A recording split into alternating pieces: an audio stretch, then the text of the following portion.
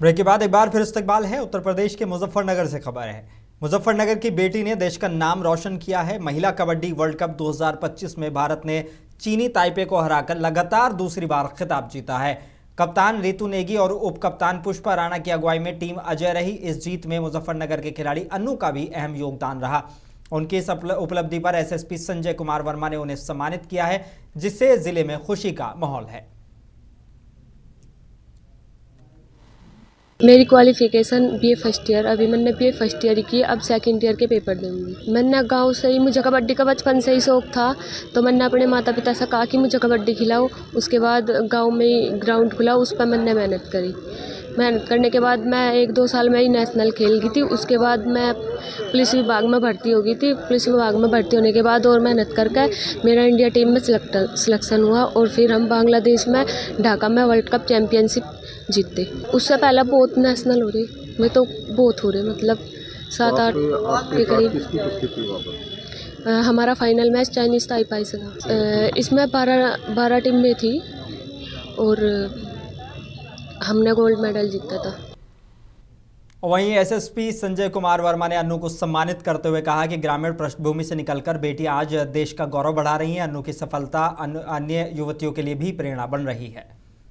देखिए, हमारे शाहपुर की रहने वाली एक महिला कांस्टेबल है और अन्नू नाम है उसका। उसने अंतर्राष्ट्रीय कबड्डी में बहुत नाम कमाया है और पुलिस विभाग की है, तो मैं निश्चित तौर से वो विशेष सम्मान का विषय वस्तु है। सबसे बड़ी बात यह है कि मिशन शक्ति भी हमारे उत्तर प्रदेश में चल रहा है और उसके तहत हमारे लिए आन बान शान का विषय है और मैंने उसको सम्मानित किया, ये बात सच है और निश्चित तौर से और सम्मान की वो पात्र है और भविष्य में उसको शुभकामनाएं देता हूँ कि भारत के लिए और भी मेडल्स और अभी भी पदक लाए और एक ऐसा मैसेज दे ताकि और भी लड़कियां आगे आएँ और भारत में जो कबड्डी का है स्तर उसका और ऊंचा करे और पूरे विश्व में नाम कमाए और भारत का नाम रोशन करे। बांदा में कोर्ट की पेशी के दौरान फरार हुआ अभियुक्त 48 घंटे के अंदर गिरफ्तार कर लिया गया है। अतर्रा थाना पुलिस ने सघन सर्च अभियान चलाकर कड़िया नाका बिरजापुरवा से आरोपी को दबोच लिया है। बताया जा रहा है कि आरोपी बाथरूम का बहाना बनाकर पुलिस अभिरक्षा से फरार हो गया था। एसपी पलाश बंसल के निर्देशन में कार्रवाई करते हुए पुलिस ने उसे पकड़ लिया है और आगे की विधिक कार्रवाई जारी है। दिनांक 16/3/2026 को थाना अतर्रा पर सूचना प्राप्त हुई। जीएम कोर्ट अतर्रा परिसर से बंदी पेशी के पश्चात बाथरूम जाने के बहाने एक अभियुक्त भाग गया। प्राप्त सूचना के आधार पर तत्काल कार्रवाई करते हुए अभियुक्त की पुनः गिरफ्तारी हेतु विभिन्न टीमों का गठन किया गया तथा अभियुक्त के विरुद्ध नियमानुसार अभियोग पंजीकृत किया गया एवं भर्ती की लापरवाही के संबंध में पुलिस कर्मियों के विरुद्ध विभागीय कार्रवाई भी प्रचलित कर दी गई। आज दिनांक 18/3/2026 को अथक प्रयासों के बाद गठित टीमों द्वारा अभियुक्त को पुनः गिरफ्तार कर लिया गया तथा अभियुक्त के विरुद्ध नियमानुसार आवश्यक वैधानिक कार्रवाई प्रचलित है। बांदा पुलिस ने बड़ी कार्रवाई करते हुए अंतर्राज्यीय गिरोह के 6 सदस्यों को गिरफ्तार किया है। ये आरोपी बांदा, चित्रकूट और अन्य राज्यों में चोरी और टप्पेबाजी की घटनाओं को अंजाम देते हैं। हाल ही में तिंदवारी और शहर कोतवाली इलाके में भी वारदात की थी। पुलिस ने आरोपियों के पास से करीब 32 लाख रुपए का माल और एक 4 पहिया वाहन बरामद किया है। एसपी पलाश बंसल के निर्देशन में यह कार्रवाई की गई है।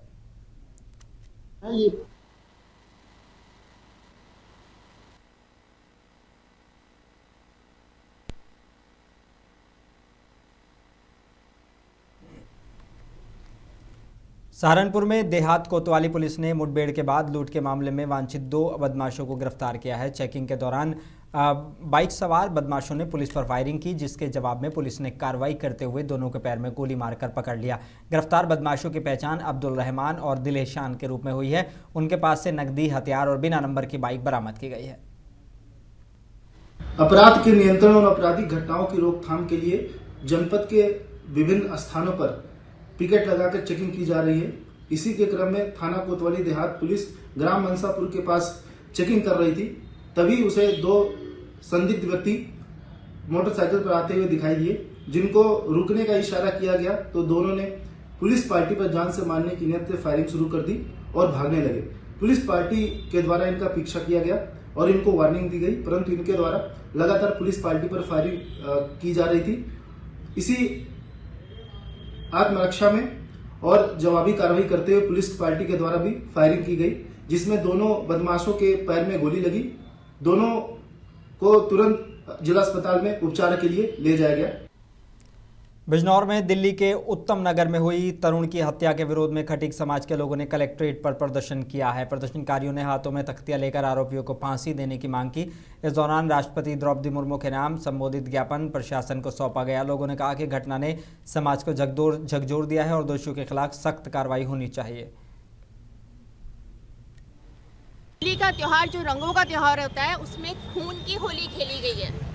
जब माता पिता के सामने किसी नौजवान बच्चे को इस तरीके से मारा जाए कि उसके सीने में पत्थर, सर में पत्थर, 40-50 लोग मिलकर सब लोग मार रहे हो, बाहर से घरों की कुंडियां बंद कर दी हो, वो किसी भी समाज के व्यक्तियों, हमारा सिर्फ इतना ही दया है दिल्ली सरकार से और केंद्र सरकार से, शासन प्रशासन से हमारा निवेदन है कि जो हत्यारे हैं उनको तो मृत्युदंड हो, लेकिन उसके साथ जो लिप्त पूरा ग्रुप था उन सब पर भी कड़ी कार्रवाई हो, उन पर भी कारावास हो और आगे इस तरह का कोई करने की सोचना तो दूर, करेगा तो बाद में, कोई सोचे भी ना। इस तरह का कृत्य हुआ है, इस तरह की हम सजा की मांग करते हैं कि इस तरह की सजा उनको मिले।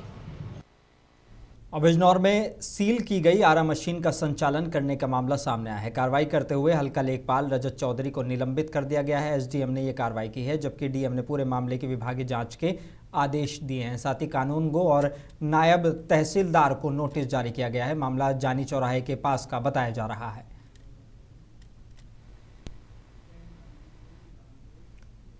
उत्तर प्रदेश के मैनपुरी में एक दर्दनाक हादसे में कच्चे मकान की दीवार और टीन शेड गिरने से एक ही परिवार के 6 लोग मलबे में दब गए। इस हादसे में मां और उसके 2 मासूम बच्चों की मौत हो गई, जबकि पिता और 2 बेटियां गंभीर रूप से घायल हैं। घटना कुरावली थाना इलाके में हुई है। ग्रामीणों ने तुरंत मलबा हटाकर घायलों को बाहर निकाला और अस्पताल पहुंचाया, जहां उनका इलाज जारी है।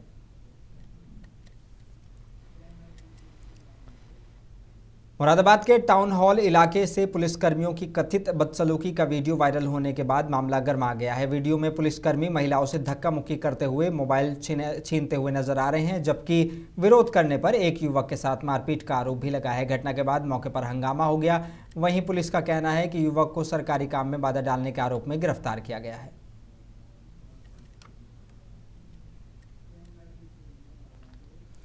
अमरोहा जिले के नौगांवा सादात के खेड़ी मोड़ पर अवैध गैस रिफिलिंग का मामला सामने आया है। सूचना पर पूर्ति विभाग की टीम ने छापेमारी कर दुकान से 13 खाली सिलेंडर और उपकरण बरामद किए हैं।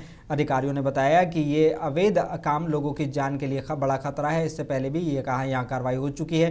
विभाग ने चेतावनी दी कि ऐसे मामलों में आगे भी सख्त कार्रवाई जारी रहेगी।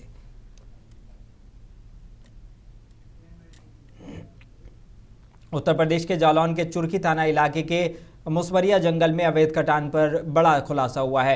भाजपा जिला अध्यक्ष ने मौके पर 3 आरोपियों को पकड़वाया है। कार्रवाई के दौरान लकड़ी से भरी डीसीएम, कुल्हाड़ी और आरा मशीन बरामद की गई है।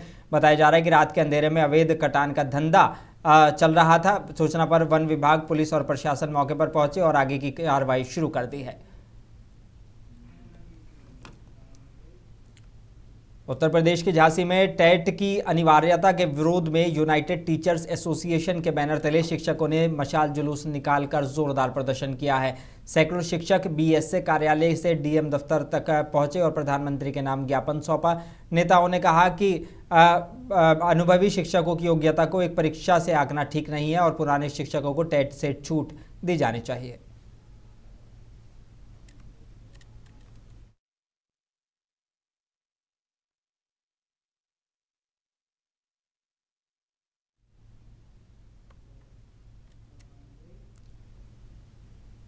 और आखिर में एक बार फिर नजर डालेंगे हेडलाइंस पर। सीएम योगी बोले, यूपी में इंफ्रास्ट्रक्चर और कनेक्टिविटी में हुआ तेज विकास। जेवर एयरपोर्ट जल्द होगा शुरू। मेट्रो और रैपिड रेल से बदली उत्तर प्रदेश की तस्वीर।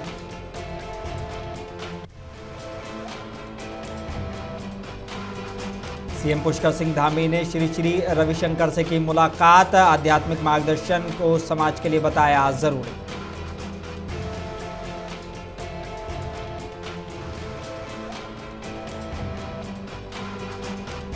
कांग्रेस नेता अजय राय ने भाजपा सरकार पर बोला तीखा हमला। चुनाव आयोग और गैस संकट समेत केंद्र की नीतियों पर उठाए सवाल।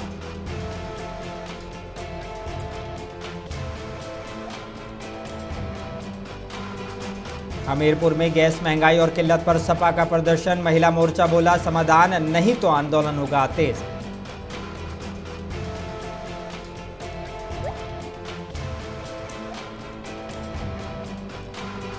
और मुजफ्फरनगर की अन्नू ने कबड्डी विश्व कप में दिलाया खिताब। ग्रामीण बेटी की कामयाबी से बढ़ा देश और मुजफ्फरनगर का नाम।